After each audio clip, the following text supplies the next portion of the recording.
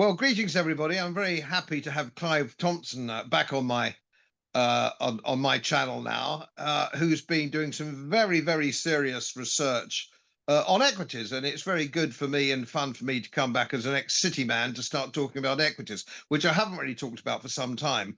And it's always nice, if I hope Clive doesn't mind me calling him an old stager. It's always good to talk to somebody who knows his way around, who doesn't fall for sort of glitzy, clever stuff. He's a workman-like. I would suggest a workman-like investment manager, and I'm looking forward to hearing what he's got to say. And I have been looking at his channel and things he's been having to say in the last month or so, and you'll find the link. You'll find the link there, and I do suggest you listen because I find it particularly interesting. So, Clive, I've been following you, and thank you again for coming onto the channel. Um, uh, Perhaps you could talk to me like perhaps like a lot of my older subscribers would be, and I have several 100,000 in various pots and different things, who will be quite experienced quite experienced amateur investors, and I'd like to talk about your view on equities and your particular angle that you're coming from, which I find particularly interesting as an ex-pension fund manager, albeit fixed interest, of making sure that we can meet the criteria that we've been given for clients or subscribers. Are we meeting our responsibilities by telling them giving them this kind of information? So over to you, Clive. Tell us all about it. I'm interested in your AI plays as well. So tell us all about it. Well, first of all, I became interested in equities long before the age of 18, when my grandfather showed me his portfolio, which was written down in an exercise book, and every day he would update his portfolio. And it was fascinating to see share prices changing, the value of each holding changing, and the total changing, a bit like a spreadsheet portfolio would be doing that in real time today. But he had one page per day. And I actually bought my first ever equity at the age of 18, and I've been investing in equities non-stop. It's not the only thing I invested, of course. I'm not a person who only has one asset class. I think diversification is a very good thing. But equities have always been a major part of what I own. I guess it took me around 18 years, that's based on assessments I did many years ago, before I felt I was beating the market. So let me put it another way. In the first 18 years of investing in equities, no matter what I did, I would have done better simply buying the FTSE 100 or the S&P 500 or the World Equity Index. Some of these indexes weren't around at the time. It was the FT30 in the early years. But I would have done better simply buying the index and forgetting about it if you could have bought the index. And back then you couldn't buy the index because there were no ETFs, exchange traded funds, so you couldn't easily do that. So 18 years, I think I was watching the market do better than me. Everything I bought didn't go up as much as the market or went down, and everything I sold immediately went up after I sold it. I finally figured out what I was doing wrong and managed to fix the problem. So there was a kind of a turning point at around the 18-year mark when I changed my behavior, and that improved my performance dramatically. Obviously, as this was going on, I was reading every investment book by every investment expert that's ever been written. I mean, when I say every book, of course, I was getting through perhaps one every 2 weeks, something like of that order. So I read a lot of books back then. I don't read much these days. So I thought I was acquiring knowledge, but no matter how much knowledge I had from all these experts, it didn't seem to help in the first 18 years. So what changed for me that I could suddenly start beating the market? Well, the answer is very simple. I discovered one of the simplest techniques any of your viewers can apply, and that is not to put too much into any company. So all I did was divide the sum I was putting in, I was prepared to put into a company, or that I was wanting to put into a company. I'd divide that into 4 and only invest a quarter, and then I'd wait and see what happened. Now, sometimes it was a third I invested. If the share price went down, and if I still liked the company, if there wasn't enough bad news to make me put me off it, well, I could quite easily top that position up. Or if I didn't like it anymore, I could quite easily sell it because actually, frankly, didn't care because the amount I'd invested was now so small. It was only 1/3 of a normal position size. On the other hand, if the stock went up, I had always had the option of buying more. But what didn't happen, I didn't say, wow, I've got 10% profit or 20% profit, I must be out of here, as I used to. I actually thought, well, you know what, 10% profit, oh, I've only invested a third. It's not worth the biscuit. I didn't take my profit. And then those shares could continue climbing and climbing until sometimes I had 2 or 3 times my purchase price.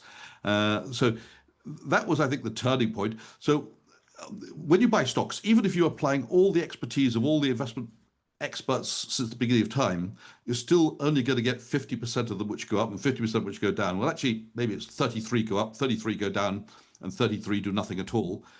So realistically speaking, you've only got a 1 in 3 chance of making some money. But with my technique, I was starting to keep the winners, and there was no reason why I was worried or frightened of weeding out the losers. You know, many people say I can't sell it because I haven't got my money back. But when you've invested only a tiny amount of money, selling it doesn't matter because your loss is too small to worry about. Absolutely. Yeah, I had very much a similar experience because I was involved in equities working for Mercury Asset Management, which was, of course, was a major equity house, one of the biggest in Europe, of course. And then they all merged all together. But leaving that aside, um, I'd like to draw you a little bit. One of the things I did when I was managing portfolios on a consultancy basis was, for example, in the 90s, I had very much a sector, but my route was sector. And because I knew the financial services industry pretty well by then, because I was still I was coming into my early 40s and I'd been around a little bit. And the financial service sector in the 90s was it was on fun. It really, don't confuse brains with the bull market. It didn't matter which financial service company you bought in the 90s, you made money. But I understood the sector and I stayed with it. And that was extremely successful. Now, here's the question. And of course, I'm conscious of your AI research that you've been doing, which I know you'll come on to in a little minute, which all my subscribers will be fascinated to hear. But here's the downside in a bear market, and do disagree if you will. That let's say, for example, you are in a gold bull run, for example, as we have been recently. Gold shares haven't reflected that. Or if you go back a few years and before perhaps a bear market, one of the bear markets that I've certainly lived through, that, oh, well, people are always going to want to buy food. So you buy Morrison's or Marks and Spencer's or whatever it happens to be, or Tesco. It doesn't work like that because if the stock market crashes, everything goes down together, but some recover quicker than others. So perhaps you'd like to sort of talk about that kind of sector based approach. Sure. So I don't like the word stock market being too high or too low because the way I see it, it's a market of stocks, not a stock market. And if it's a market of stocks, you'll have better and worse companies in that stock market, just as you described with the Morrisons or others which will recover quicker. So when you burrow down and look at individual stocks, you will find some seem to be rather expensive, and quite often all the stocks in that particular sector might be expensive or seem expensive, and you'll find some which seem to be ridiculously cheap, and you'll find that other companies in that sector seem to be ridiculously cheap, which demonstrates to us that sectors can be in and out of favor. It's generally worked for me to pay more attention to the cheaper sectors than the more expensive sectors. So as an example, in 1994, technology stocks were particularly cheap. They were on price earnings ratios of, let's say, 15 and below. And yet they offered very high growth. So that was a good time. With hindsight, a lot of people didn't want to do that, but with hindsight, that was a good time to top up on technology shares. I mean, there were a lot of people who would say at the time, you don't want to be doing that because technology shares are very dodgy because next week there'll be a new product for this company or a new product for that company. Their technology doesn't last very long. It's taken over by the next company. So sooner or later, you'll find that whatever you buy, there's a new technology come out, the company you bought goes down. So it's riskier, and therefore a lower price earnings ratio is justified.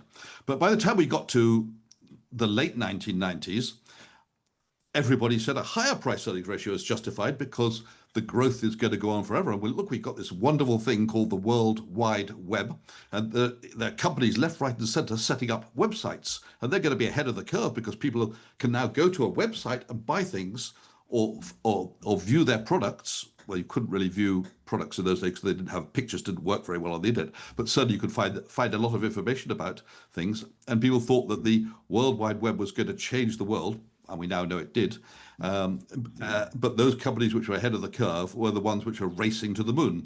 So all you had to do as a company, I remember long before the dot-com bubble which was really 1998 to 2000, long before that, there was a time when if a company said, we now have an email address, sales at whatever, the share price could take a significant leap just on the news that they had an email address. That was seen as a technological advancement.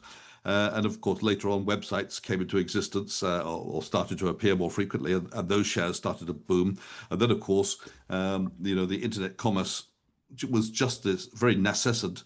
And that's where we had the dot-com bubble going from 97 to 2000, when stocks were doubling sometimes several times in a year.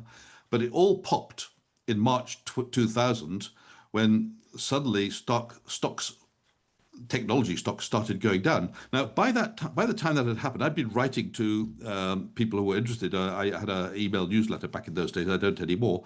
And I was describing these stocks using words which were also used by the Wall Street Journal, but they were like mushrooms in the night. One day they just sort of magically appear, yet they had, in many cases, quite a dubious business case. Quite often there were companies which hadn't got that much in sales, hadn't got that much in earnings, or maybe no earnings at all, yet the stock market was pricing them as if they were the next IBM. So, I was lucky. By the time the bubble popped, I only held financials like banks and insurance companies and utilities.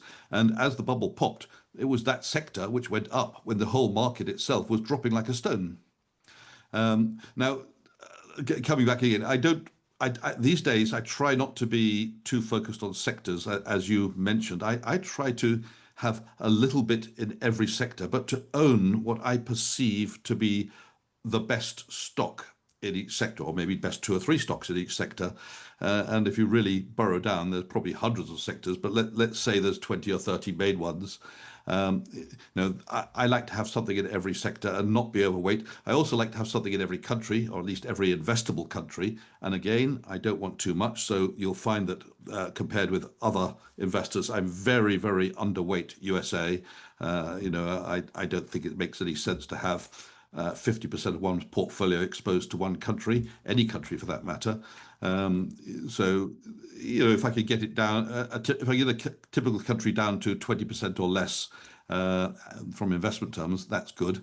I also have to recognize that some countries appear more expensive than others from time to time. So right now, for obvious reasons, shares in Asia generally, and I include Japan in this, seem to be very cheap. And there's a reason for that. But there was a time when shares in Asia were more expensively priced. And these things will change around. Right now, shares in the United States, and I'm talking generally about the mainstream indices as opposed to individual equities, they seem expensive to me. But when I burrow down, I find that most of that expensiveness comes from a relatively small group of companies which are trading at the top of the S&P 500, which are on, I won't say extremely expensive ratios, but they're on more expensive PE ratios and for the growth they're getting than I would like to pay. So it's not that I'm saying any of these are bad companies or they're going to crash. That's not necessarily the case. But I think I can get more value for money by buying companies with maybe less growth in sales or earnings per share, but which are priced at a much lower multiple. And if you permit me later, Godfrey, ask me about one of the secret and very misunderstood benefits of buying something at a low price as opposed to something at a high price, because there is a little secret which people overlook. Obviously, people can say, well, buying something cheap is a good deal, but from another point of view, there's a particular benefit which most people overlook, and we'll come to that in a minute. But just I'll stop there to let you put your say in, Godfrey. No, you just carry on, because I'm a long-term time out of equities. Let's see, I got out of all the equity side of investment, including my own portfolio, in about 1999. Wound the whole thing up. Because as I got older, I thought I wanted consolidation. I was only interested in consolidation. So that's fascinating. I'd like, if you will, to also just talk about whatever you think my subscribers are going to learn from. And I know they'll be fascinated to learn. But I mean, there are things like you've covered sectors, you've covered sort of a little bit of the ground there. Time horizons would be useful to look at. What we used to have, perhaps in my day, going back into the 80s and the 90s, the watchword used to be, if you haven't got 7 years, you shouldn't really be in the stock market. You need time. Then if you'd like to talk a little bit about risk factors, if you'd like to also talk about dividend yield, and of course, being a pension fund investor, Clive, I've always been very keen to see a dividend yield as well. And we also used to throw another one at you. Mercury Asset Management, generally speaking, with some very talented people, I have to say, in the 80s. Always used to talk about shoe leather. If you're investing in a company, you want shoe leather. It was in the days where you could actually learn something from the board.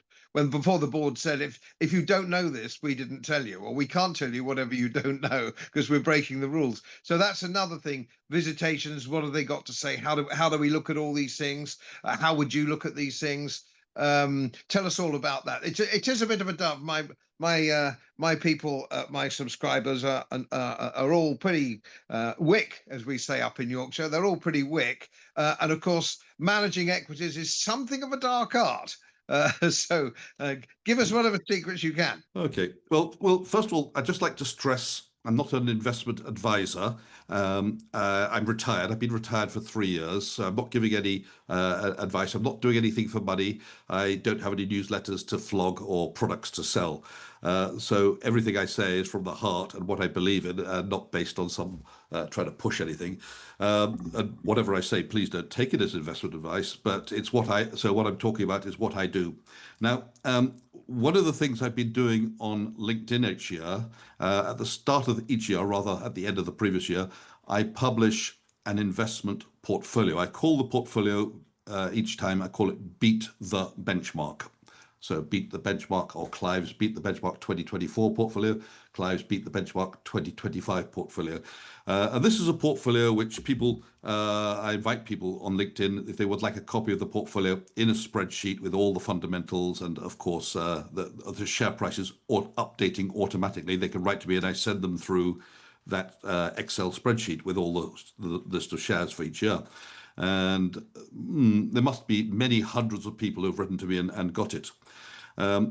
Those who've got the spreadsheet will be able to see how things are doing this year. If I just give you a few numbers here, just to put this in perspective, the S&P index, as I speak, and this is real time, is up 0.97% year to date. The Nasdaq's up 2.3% year to date, and that's Nasdaq 100, and the Nasdaq Composite Index is it's down 0.07%. So all less than 2%. The portfolios I published, the Beat the Benchmark 2024 portfolio is up 24.65% year to date. And since it was published on the 31st December 2023, it's now a year and a half old, it's up 42.28%. The Clives 2025 Beat the Benchmark portfolio, as I speak, real time, it's up 20.3%. So certainly somewhat ahead of the well followed indices of the S&P 500 and others. Now, I'm not saying that I'm always going to beat the benchmark. I don't know that. It's just I make less mistakes than I used to. I made a lot of mistakes in my early years, and now I make less of them. The portfolios, the 2024 portfolio has 55 stocks in it, maybe from 20 something countries and maybe 35 industries, something like that, maybe more than that. The 2025 portfolio has 40 stocks in it, again, spread across 20 or 30 countries and spread across 20 or 30 industries at least. So even if I don't beat the benchmark, which I am for those last 2 years, I still think that whatever I put together will be a very high quality portfolio, which is a portfolio for myself, but I'm quite willing to share it with others and those who are interested. And I also put together and published recently a portfolio of relatively cheap stocks, which I think are going to benefit from artificial intelligence, not because they're manufacturing it, but because they are beneficiaries of implementing the power of artificial intelligence. And let me just tell you a little bit about that. I think that AI is going to significantly change the world in terms of doing the kinds of tasks that people have been doing in offices and other things. But let's just talk about offices to start with. So if you're an office worker, it's probably true today that within a few hours, it would be possible to set up an AI to do 50% of your work. And in all probability, your IT department is probably working on an AI solution to do the other 50%. So for many, many people, as time goes on, they're going to find that they're either going to have to harness that power of artificial intelligence to keep their job, or they'll become irrelevant. So what does this mean from a company perspective? Well, it means those companies which are I want to just go back a little bit, think about the implementation of the World Wide Web back in the 1990s. But from the company perspective, it means that they are going to become more efficient with less people. Let's just talk about artificial intelligence. It doesn't need a desk. It doesn't need a chair. It doesn't take holidays. It doesn't waste time by the coffee machine talking with its colleagues. It doesn't upset the colleagues. It doesn't ask for pay rises. It doesn't take sick leave. It doesn't visit the doctor. It doesn't have children.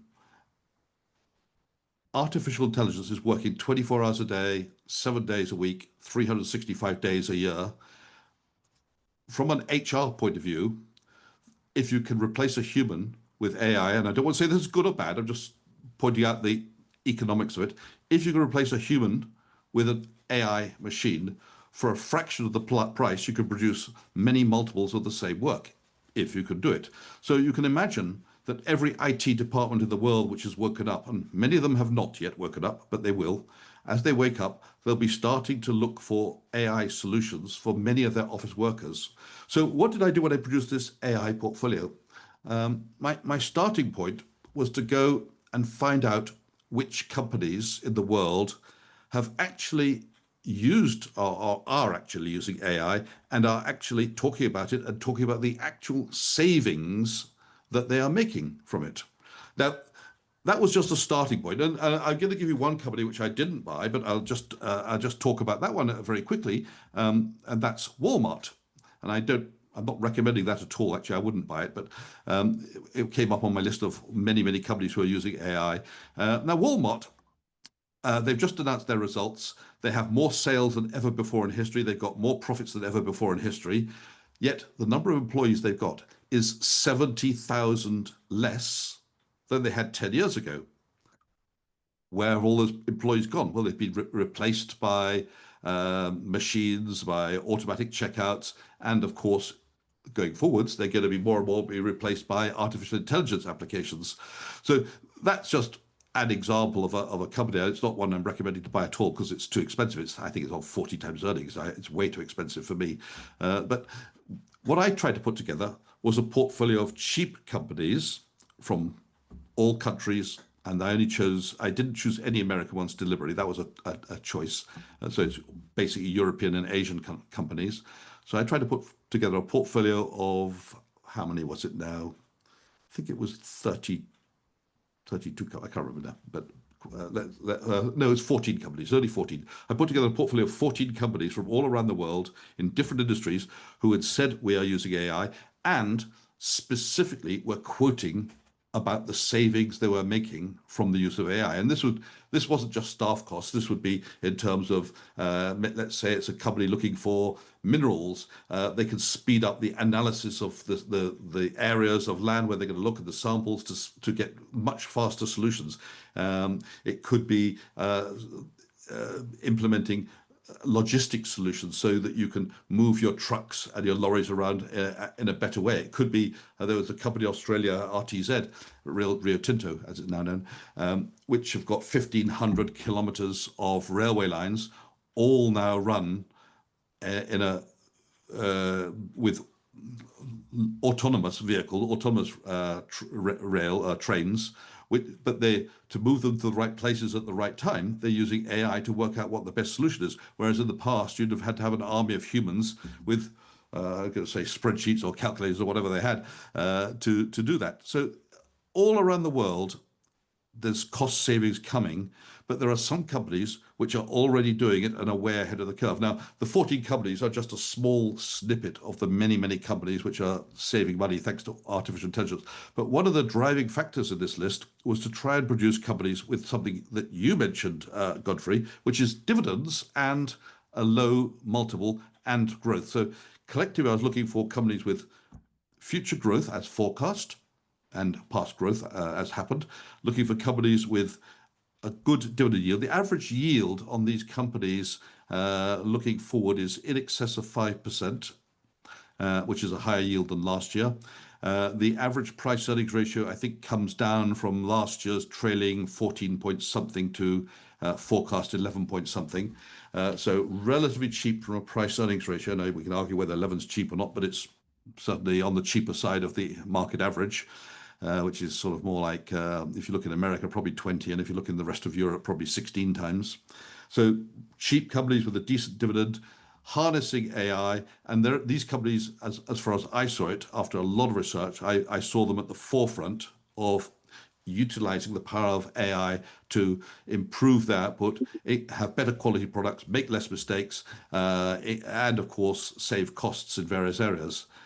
So that's why I put that portfolio together. There were a lot more things you asked me about there. Well, obviously, the dividends for retired people can be very useful. So I do think that as you get older, you want to be investing less and less in speculative shares, which generally don't have dividends, and more in the older companies, more reliable companies, which have been around for a long time and will still be around, if that's your opinion, but which generally pay rather better dividends, because you've got to eat something in your retirement, and that's what I eat. I eat my dividends. Risky companies. Let's just talk about risky companies. A good way of measuring risk. There are many ways, but one of the things I always look at is debt to equity ratios. Ideally, you want a company. Well, there's no such thing as ideal, but I personally am more likely to spend time looking at a company if the debt to equity ratio is low or if they have net cash. Net cash, of course, implies they've got plenty of firepower if they want to go out and buy one of their competitors. So let's just come back to the gold mining sector. If you look at the gold mining sector, you'll find plenty of companies in the gold mining sector, well, not plenty, but a fair number of large gold mining companies which don't have any debt at all. They have net cash.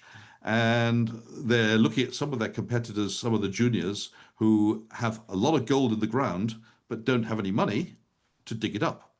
So what do you think is going to happen?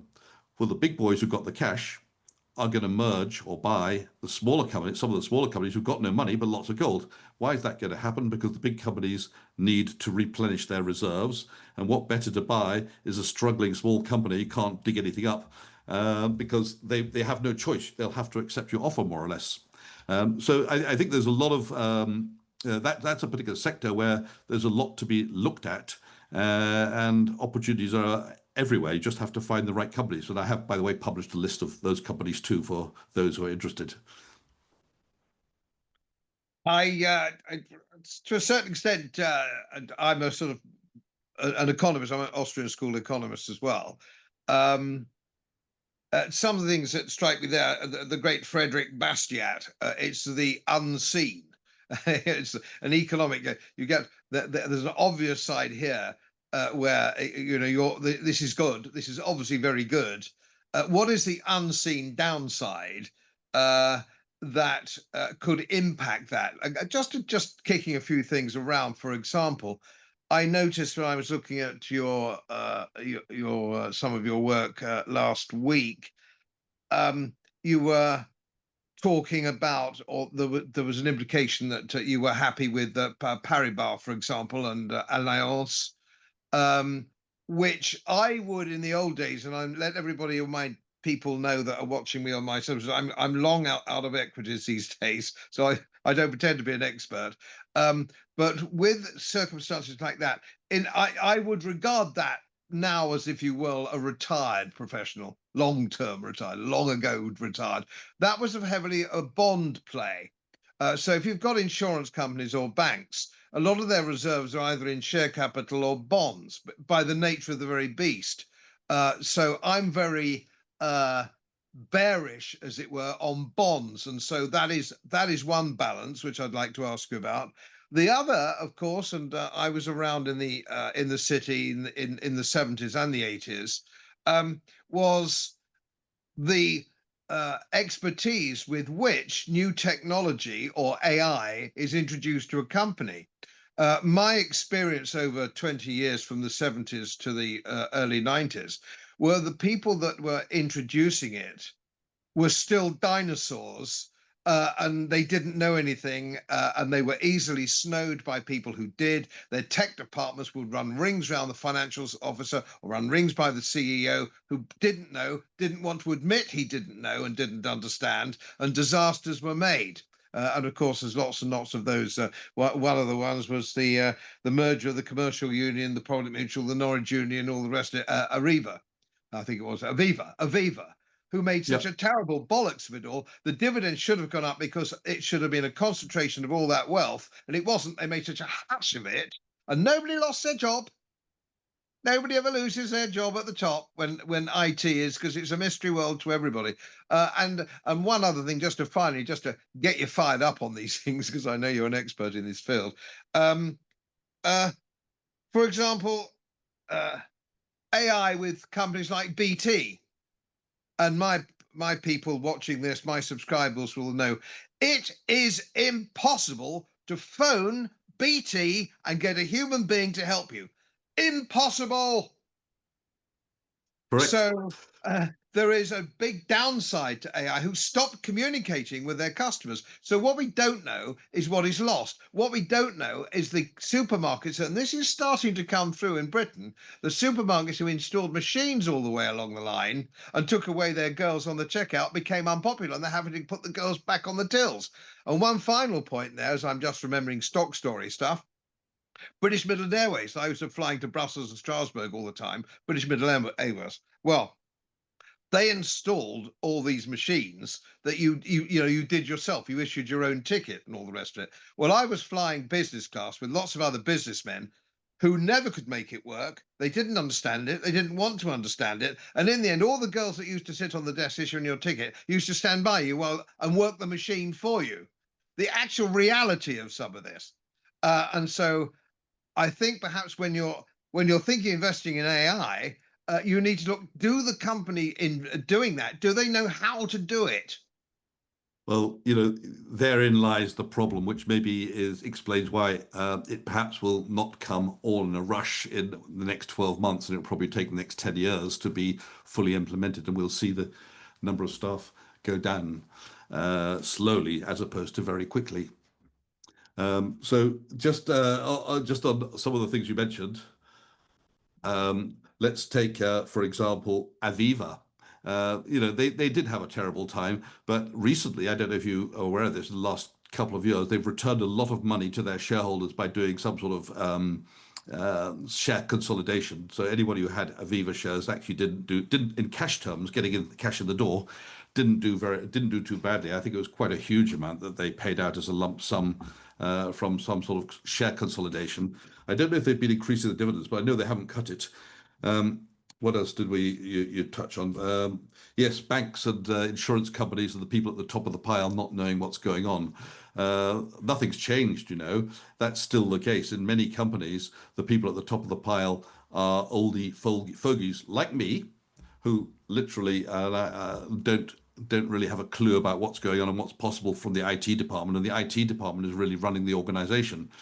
It's a shame, but it doesn't mean to say that the organization won't still go forward in terms of cost savings and in terms of productivity increases. So I think that's the case. Now, what else do we have? I'm just looking at my notes. Yes, we talked about the banks and financial institutions. The question is, are these banks, BNP and Allianz, are they old world companies, or are they still going to be around in the next few? One of the things which I think is always worth looking at is what's called a moat. Now, a moat can be defined in many ways, but in general, a moat is something which helps a company retain its customers and makes it very hard for a competitor to come in and take away their customers. Now, in the financial services industry, you might say there's two sides to that. Of course, there's many hot new companies coming out offering online banking free of charge, and you can do all sorts of things from your telephone without ever speaking to a human being, and it works very well. I think that's fine for a lot of the younger generation, but it doesn't mean to say that there'll be no demand for banks with bricks and mortar premises, maybe less bricks and mortar premises going forwards, and with actual human beings you can talk to. I mean, you've expressed your frustration when you tried to speak to BT. Well, you probably find the same frustration with many banks if you're a retail customer. But at the end of the day, where's the money in the banks? Well, probably the largest part of it is not retail customers. The largest part of it will be from large, wealthy corporations and fairly wealthy individuals who would not like to deal with a machine, just as you didn't like to deal with a machine at the airport, who actually want a human being who they can talk to and say, what's the problem, dear? So these large banks, in a certain sense, still have that moat. But what's going to change for these large banks is they have the firepower. They're making millions and millions in profits, so they'll be able to throw a lot more money at the solution side. So even if you end up talking to a robot in the future, that robot is going to be miles better than what we're used to today when you go on one of these robotic calls and they say press 1, press 2, press 3, and then they send you around in a circle. You go around in circles forever and ever until they finally hang up on you. It's going to get a lot better, and you soon, and you've probably seen some of these videos which are out there now. They're not yet available in most firms, but it's going to come very, very quickly where you will not be able to distinguish whether you are speaking to a human or a robot. God, oh, what a dreadful world. I'm glad I'm old and won't be here for much longer. And I'd kind of, perhaps it's time to give you a little anecdote which might amuse you, but I think it'll amuse some of my subscribers. I finished my career in the city, actually being in physically the city, in the early 90s. And I finished my career as a chief executive of a life insurance company. And that was because I was always involved in the management and the promulgation of pension funds and so on and so forth. And I think I ended up quite surprisingly as the boss. And so, which meant I had to do some of these decision-making processes. And I had a young man come to see me who was going to be my head of IT. Lovely man with a very dry sense of humor, which is unusual in IT people in the main. And he'd come from a big house. He'd come from Mercer's. You know, he was a top sort of chap in his field. Very young. He was still only 30, probably. Young man's game. And I'd seen all the mistakes that these chief executives have made. Old school. And I was old school. My father said I came out of the womb old school. So it's quite funny. But I said, you are going to run the whole thing. You have carte blanche. You know, and I know it's on a much better salary than he was with Mercer's. But I said, what you will do, you will install it and you will run it, and you can have anything that you like within reason, but pretty much that you have the freedom of the ship. So let's get this very clear. If you come in a year or 2 years' time and start talking about megabytes and gigabytes and flange brackets and all the rest that you bastards talk about in order to snow chief executives, I will then ask you, is it working? And if you say, no, it's not working, I will fire you.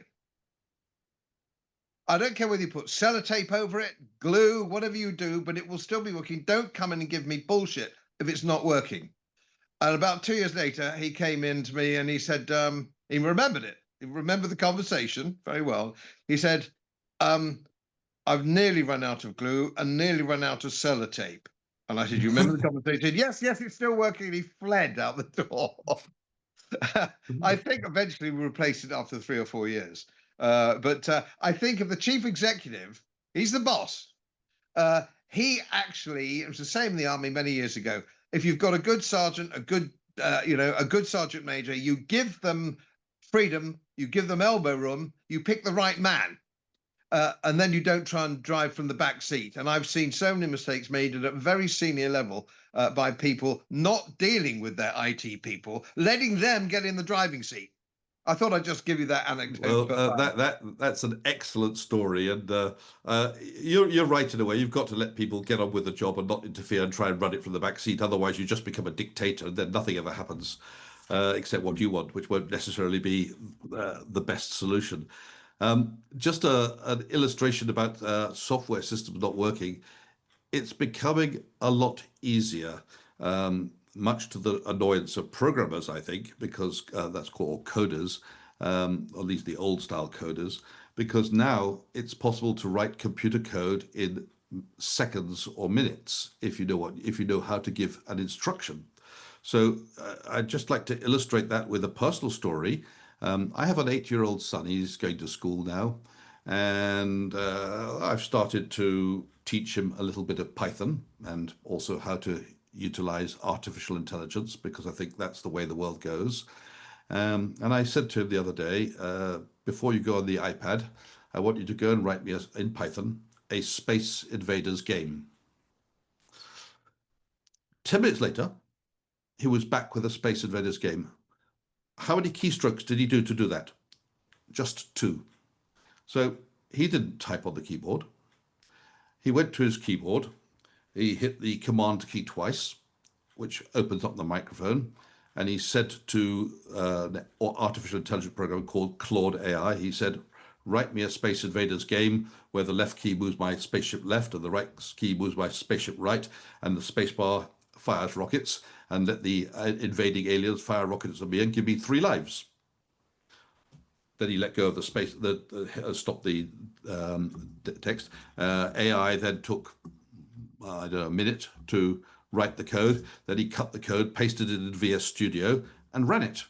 And we have a perfectly working Space Invaders game, just like we had back in the 1970s and 1980s on those old consoles that you saw in the amusement arcades.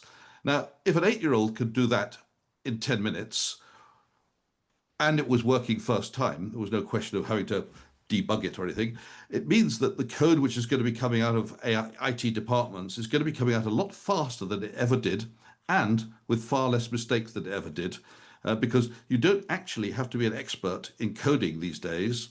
You don't have to know anything in coding. I mean, my 8-year-old doesn't know anything about coding except a few simple commands.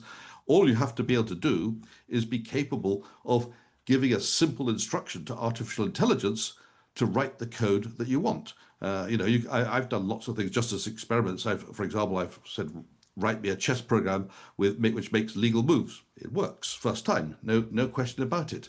There's countless other applications which can be done quickly and easily. Some of them will take multiple iterations because you want to build the basics and then you want to add on bits and pieces. So, for a more complex application, it might take weeks to build, but it's still, we're moving to weeks instead of what used to be multiple years, which was obviously the experience in the old banks where you said, replace the IT system, it might be 3 years to get it built. Nowadays, it won't be 3 years. It'll be a question of how many months are we talking about. That's so fascinating with an old geezer like me. It reminds me of the Marx Brothers. An 8-year-old could do this. Run out and get me an 8-year-old. Yeah, well, this is when I was working. This is what often happened. I mean, not often, but sometimes we had some old geezers in the firm who refused point blank to use email. So they would have a secretary who would read their emails, print out the ones they thought had to be read by the boss, and say, here's an email. What do you want me to say in reply? And that's how it worked. I know, because I used to work it that way. So you're an old geezer. I'm an old geezer. I generally, no, interesting. Let me just the comeback to that was, I remember it was I think in the mid '80s when it was coming into Mercury Asset Management big time, and the boss man was saying, you've all got to get used to this. This is the way forward, and so on and so forth. And I just give you this thought for what it's worth, but not a lot. In the old, you mentioned wandering out and chatting at the coffee machine. Fair enough. Or in my case, going down to the second floor where there was a new bird working in equities, was worth a look. And you wanted her All opinion. that was going on. So all that is interesting, but did email really improve communication? I'm not sure it did. Because when he went up to see, I was head of the fixed interest desk, and of course the correlation between fixed interest and equities. I would go up and see the man from equities, just on something small and a leg stretch, and it might develop into a half an hour conversation, which was extremely valuable. That conversation, which in email would have been just a one hit sentence and a one sentence back. Of course, it could have been about cricket for half an hour. We all know that, and that happened too. But the communication within the building, in my view, and maybe the city's only a square mile, for goodness sake, I think people stopped talking to each other, and I don't regard that was a downside, as Frederick Bastiat would have said. That was an unseen downside. I just chucked that into the mix. Well, it's going to get a lot worse, Godfrey, because who are you going to talk to? There'll be nobody in the office. Exactly. And is that good? They'll have all been replaced by machines or robots. Well, you're not going to go down to the second floor to have a look at a new machine, are you? Well, you've hit the nail on the head. Obviously, that's the advantage of AI. It doesn't have any of these human faults that we see. At least, well, it may have, but they'll be. I hope they'll be ironed out. Let me just. You talked about visiting the companies and getting the company opinion face to face, and there's a lot. Obviously, the things they don't tell you. I can see that there was value in that, but when your time is limited, as mine always has been, you don't have time to go out and visit companies. So I've never visited companies, but I have made on rare occasions phone calls, which have led me to make a lot of money. And I'm going to give you just one example of several. Back in the global financial crisis, the word debt became a very bad word. So any company which had debt was perceived worse than the company which did have debt. And if that company was doing something that nobody liked, such as private equity, investments in a distant land, property investment, or private equity investment, or risky bonds, people didn't like it. So because debt was such a bad word, and everyone said, this company's got too much. No matter which company you came up with as a suggestion to buy, people say, it's got too much debt. It's got 30% debt or 20% debt, whatever it was, whatever the number was, it was too much. So I thought it was a good idea to go looking for companies with zero debt. And I ran a filter and I found 6 companies which I ended up buying. I probably found more, but I found 6 companies which I ended up buying, all of which had zero debt. But more importantly, the cash that each one of these had was more cash than their market capitalization.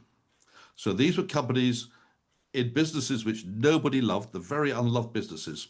For example, one was called Framlington Private Equity. And what they did would be invested in limited partnerships, and they had a lot of cash waiting to go into those limited partnerships as the drawdowns came. But their market cap was, at the time, less than the cash they had waiting to go into investments. So they had this portfolio of investments, which the market valued at a negative value, plus the cash, which the market, so take the negative value of the private equity. And people said, I said, what's going on here? And people said, well, Clive, they're going to take all this cash that you think is cash because they've got a commitment to the private equity firms, and they're going to get a drawdown, and they're going to have to put that money into the private equity companies. And of course, we all know private equity companies, it's a dogster. It's going to be worth nothing, so you'll lose all the money. And they'll companies like that. So just to illustrate one story, I bought into shares of one company, and then before I bought any more, this particular company is called Tetragon Financial Services, and They held roughly 1 billion US dollars in what we can call dodgy debt. So basically, they lent money to other companies. Um, when a company wants to borrow money from a bank, it'll borrow, let's say, $15 million from the bank, but the bank will say, before you can borrow the money from us, you have to borrow from someone else, but subordinated to us. You have to borrow another 5 million. So they had to borrow, we're told, you have to borrow 20 million, we'll lend you 15, but you have to borrow 5 million from someone else, subordinated to us. So this company would lend the subordinated loan, but at very, very high rates of interest. So they had about $1 billion of these assets, and they also had $500 million of cash on the balance sheet. And you know what their market cap was? 100 million. 100 million. The price had collapsed because everyone said, oh my God, they're investing in dodgy debt. Sell, sell. So people just sold it without looking at anything. So we had a company with 500 million of cash, $1 billion of other assets, selling for 100 million. And this didn't seem right, but I bought some shares for me and I bought them for all the clients.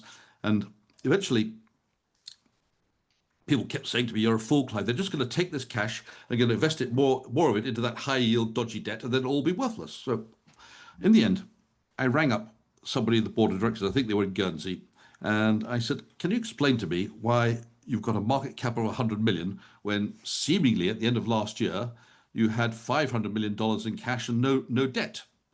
And the director said something along the following lines. He said, yeah, we don't understand it either. I said, well, I presume you're going to take all this cash and put it into high yield debt. And I think his words was something along the lines of, we're not mad, Clive. Something like that. Now, he didn't tell me any inside information. And I think telling me that they're not mad confirmed to me what I ought to have known all along, that if you're a director of a company, you ought to be pretty smart and you ought to know what you're doing. And if throwing good money after bad was going to happen, you're not going to do it. Now, as it worked out, this company, as the global financial crisis gradually passed, whilst they wrote down the value of that $1 billion of debt 2 or 3 times, they then, after global financial crisis had passed, they started to write it back up because there were no defaults, or almost no defaults.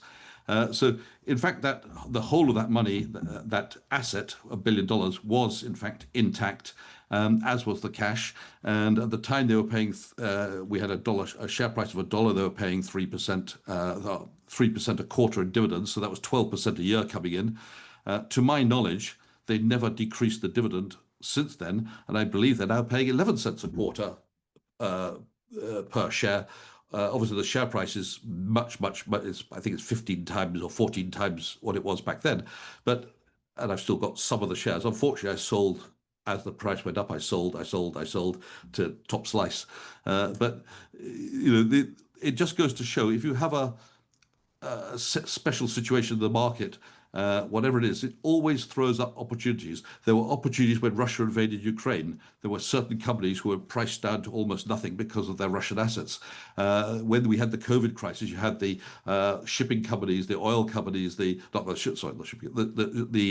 cruise companies, I meant to say. We had the cruise companies, the hotel companies, the entertainment companies, all priced down to almost nothing, as if they're all going to go out of business. Every moment has its own special situation where something becomes much more attractive because nobody wants to own it. They say, it's all over, it's the end of the world, I'm getting out of this. And then suddenly things go back to normal and valuations readjust and something else is out of favor. I think that's the metaphorical equivalent, is it not, of shoe leather, isn't it? Yeah, and of course, what has come exactly. back, of course, is Zoom, which is what we're doing now. Zoom is great because actually Zoom is shoe leather, really. Yep. You just don't have to get on the train or the plane. Well, there's another thing which you can use now, which replaces shoe leather, and that's called the earnings call. Almost every company which is quoted on the stock market has an earnings call shortly or immediately after it announces its results. Now, earnings call is something where anybody can join in. You just have to sign up in advance and get your number and your password and things, and then you're on the earnings call. It may not be visual, sometimes it is, but you're on the call and you can press 1 or 2 if you want to ask a question, and the operator will allow you to ask your question. And in general, the questions seem to only come from the analysts at various big banks. But you're there, you can join in and ask a question if you want, because the earnings call is not restricted to just the investment analysts. It's got to be open to the public at large in the interest of equality, not giving anybody an advantage. But the thing about the earnings call is you can listen in and hear the analysts ask awkward questions to the directors. And from time to time, the directors will give you a little bit of extra information, a snippet of information, which maybe leads you down a path to say, I now know something that most people don't. I'm going to give you an example. I won't say the name of the company, but they were a company which didn't pay dividends. And one of the analysts said, why don't you pay dividends? And the response was along the following lines. Well, up until now, we haven't paid dividends because we've always thought that share buybacks were more effective from a tax angle, and we think that's what our investors wanted. But we've had quite a lot of queries in recent months from people asking us, as we have cash, that we should, and a good cash flow, that we should be paying dividends. So it's something that we are putting under consideration, and you'll probably hear about, here's the keyword, the dividend very shortly. Now, if he'd said, you'll be hearing about dividend policy, okay, doesn't mean they'll do it or not. But the fact he's actually used the word the dividend implies to me that they've already decided they're going to pay a dividend at some point in the future. And of course, that opens up that particular share to a whole class of investors who have it in their principles never to invest in a company which doesn't pay dividends. So I know that as and when this company does finally announce its dividend, there'll be a whole bunch more people who never looked at it who will now start to look at it, and therefore that could mean a boost to the share price. That's what I love talking about equities, although it's not my field anymore. But it's always the most exciting aspect of investment, overall investment, is equities, because there's always a stock story. There's always a stock story, and so that's what makes it such an exciting field. Clive, you've got to tell us a little secret about stock. Tell us a secret before you go. So this is something which I think a lot of investment managers don't realize when they buy the hottest stock with the highest growth. Which they're going to overpay for. When you buy, now I'm going to talk about something different, and that's buying the cheapest stock by multiples. Here's something which a lot of people don't quite get, but when I explain it, I think they will. If you buy shares in a company, let's say you pay $100 for those shares, and the company is making a 10% profit, so it's making $10 of profit, and it pays half of that profit out as dividend, you're getting a $5 dividend. That's 5%. Okay? Now, the price you pay for those shares, you might have paid the $100 that I suggested, but if you have paid, let's say, $200 for the shares, your dividend yield is only 2.5%. So you're getting, for your $200, you're getting basically a $5 dividend, which is only 2.5%. Now, I want you to imagine that instead of buying those shares for $100, which is the fair value in this particular case, you have the opportunity to buy them at $50. Now, at $50, you're getting a $5 dividend per share, which is a 10% yield. Now, let me take you to the next step. And this is the important point. What happens if the company increases its profit next year and pays an increased dividend? So let's just, for the sake of argument, make it really simple numbers. I know this doesn't usually happen, but let's say for the simplicity, the company doubles its profit and doubles the dividend. So instead of paying $5 per share, it's paying $10 per share. Now, if you had spent, if the share price had been $200, but you only had $100 to spend, you would have had half a share. So your dividend, which would be $2.50 on that half a share, now goes to $5. How much is the increase in your dividend? It's $2.50. You've increased it by $2.50 if you paid $200 a share. What about the guy who managed to buy these shares dirt cheap, and he managed to buy them at $50? So for $50 on this share, he could have bought 2 shares to get to $100 to invest, which were paying $5 per share, so he was getting $10, but now the dividend's doubled. He's now getting double the dividend. He's now getting $20. So the guy who bought the shares cheaply sees an increase in his dividend of from $10 in total to $20, a $10 increase, whereas the guy who bought the shares more expensively sees an increase in his dividend of only $2.50. So what's the point here? If you buy something cheaply and there is an increase in something, whether it be earnings per share, sales per share, dividend per share, or whatever, the cheaper you've bought it, the more that increase is worth to you in nominal money terms. Not worth more in percentages. The percentages is the same no matter which way you look at it. But in nominal money terms, that increase is worth a lot more to you if you paid cheaply than if you bought it expensively. It's the same thing if you were to buy a house. If you buy a house and the rent is 100, and you put it up by 10, and let's say you paid I don't know, 1,000 for the house, that's a 10% yield. So you put the rent up by 10%. Well, you get an extra $100 if you paid 1,000. But if you only paid 500, you're not buying one house, you're buying two houses, and you put the rent up by 10%. You're getting 1,000 each, but now you're getting 1,100 each. So your rental, instead of going up by $100, goes up $200 because you've got two of them for the same money. A very good point. If it's a dividend-paying company, yeah.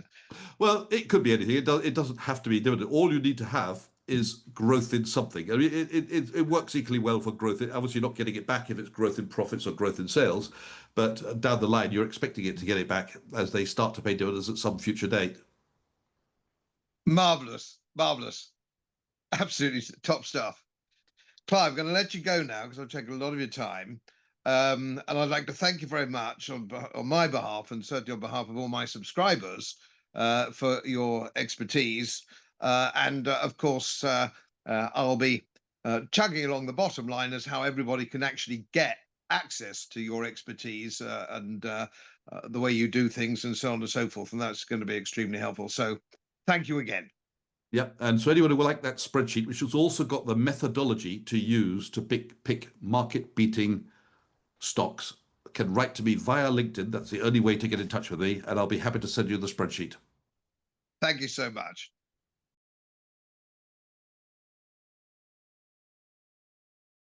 It's a pleasure. I've been watching your stuff, of course. And what I thought, I used to run equity portfolios as well, but my main claim to fame in the past in the city was fixed interest. Very boring, very unfashionable in the 90s and late 80s. Well, I recollect back in the 80s when interest rates in the UK on the bond market were, well, I think we could even get something like 17%. My boss, well, he wasn't really my boss, but he was a boss next to me. He said to me, Clive, fill your boots with these gilts. You're never going to see these interest rates again. And that's what I did. I went down to the post office in the UK, bought up, you had to buy them in the post office back in those days, bought up loads of gilts with 10, 12, 14, 16% yields, all below parity, all below par, and held most of them to maturity. Yeah. I mean, frankly, I always used to say, it was a bit like getting, the racing news the day before the race. It was chances like that don't come again, do they? Really? Yeah, back to the future style. Yeah, really quite amusing. And I bought, when I was managing money for Mercury Asset Management, I filled my boots with Greek bonds at one stage. When Goldman Sachs were fiddling the figures, and Greek bonds were going to go from something like 12% to 5% overnight. I mean, that was just, again, how often do you get chances like that? Well, what year would that have been about? I can't, late 80s, maybe early 90s. Okay, because I had my awful experience with Greek bonds in, well, let's see, it was before 2015, but after the great financial crisis. Greek bonds were trading around 40, 50, 60% of parity, and there was a wide expectation that they were going to default.